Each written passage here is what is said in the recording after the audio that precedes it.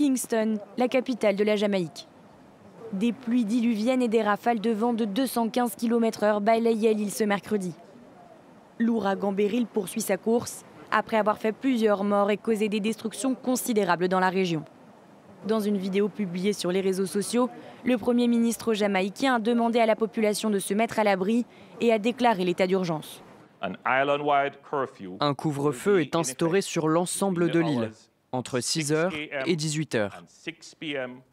Cette mesure vise à assurer la sécurité de tous pendant le passage de la tempête. Dans les Grenadines, il ne reste plus grand-chose de cette île après le passage de Beryl. 90% des habitations ont été détruites.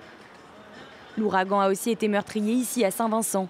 Il n'y a plus d'électricité et les routes sont impraticables. La tempête a également touché le Venezuela.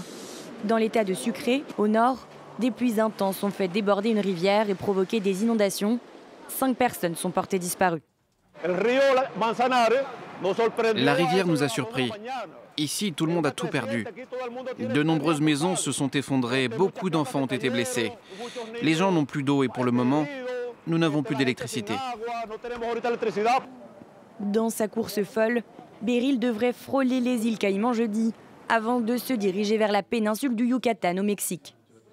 Les autorités ont déjà déployé des centaines de militaires pour tenter de limiter les dégâts. L'ouragan Beryl marque un début inhabituellement précoce de la saison des ouragans, qui ne devait commencer qu'en septembre.